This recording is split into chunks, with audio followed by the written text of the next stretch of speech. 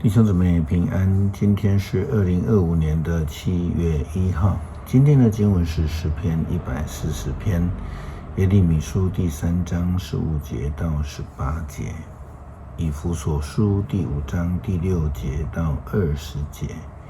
今天要跟大家分享的主题是光明之国。耶稣基督曾经在约翰福音，他用葡萄树来比喻基督徒的生命。那能够连在树上的枝子呢，才有用途，才有机会能够结果子，而果子则是用来判断这个生命的品质是如何的，什么样的树结什么样的果实。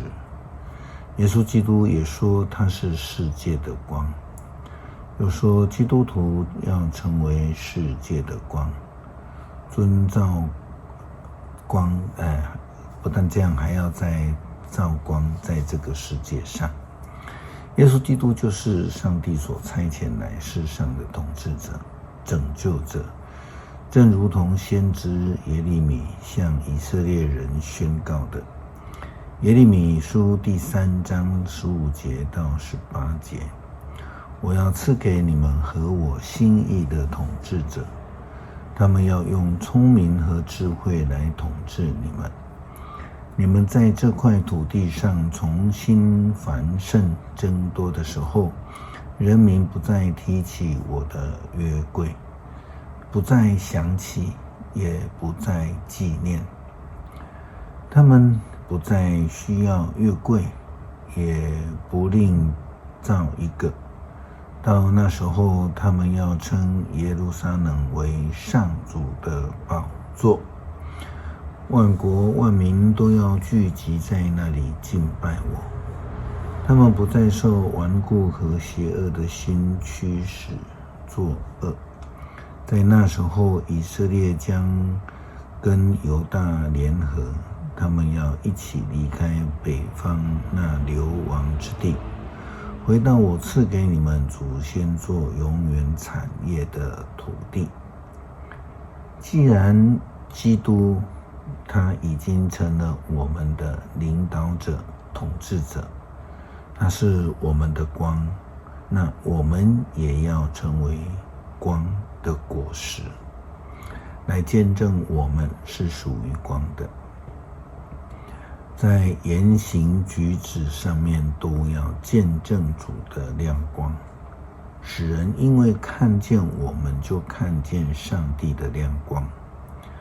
保罗在写给以弗所教会的书信以弗所书第5章第6节到20节当中，对基督徒的这个提醒，他这样说：不要让任何人用空口白话欺骗你们，正是为了这些事，上帝的愤怒要临到悖逆人的身上，所以不要跟这些人来往。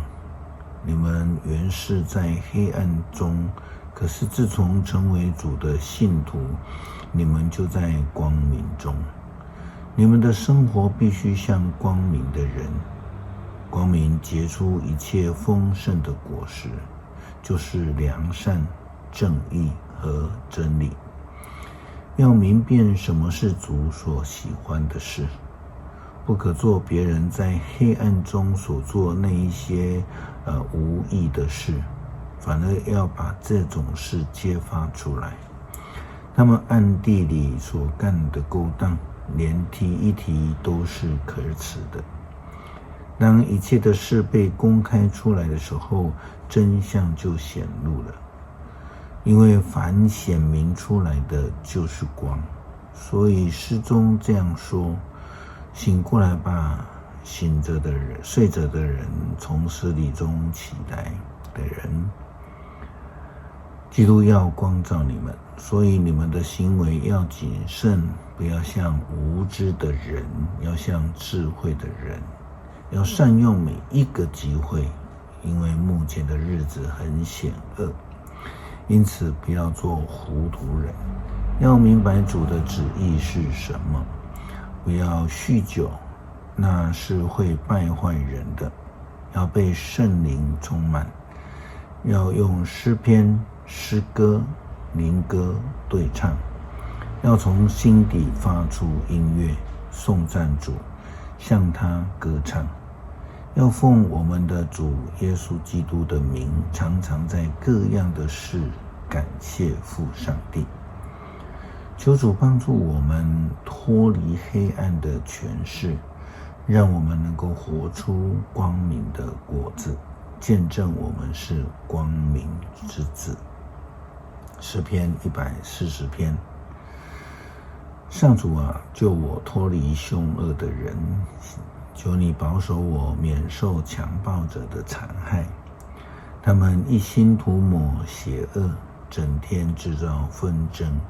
他们的舌头像毒蛇一样，他们的嘴唇像眼镜蛇，含有毒气。上主啊，救我脱离邪恶者的权势，阻止强暴者要打倒我的阴谋。狂傲的人张设罗网要害我，他们设好了圈套，沿路布下陷阱，要捕捉我。我向上主说，你是我的上帝。上帝啊，求你垂听我求助的呼声。至高的上主，我坚强的拯救者啊，你在战场上保护我。上主啊，别让邪恶的人实现他们的心愿，求你使他们的阴谋不能成功，免得他们自高。求你别容许我的仇敌胜利，叫他们的恫吓归在自己的身上。故愿炙热的炭火落在他们的头上，愿他们被抛进深坑，永不能出来。愿诬告别人的人不能立足，愿强暴的人被祸患消灭。上主啊，你要维护弱小者的权益。我知道你为贫穷的人伸张公义，正直的人要颂赞你，他们要居住在你的面前。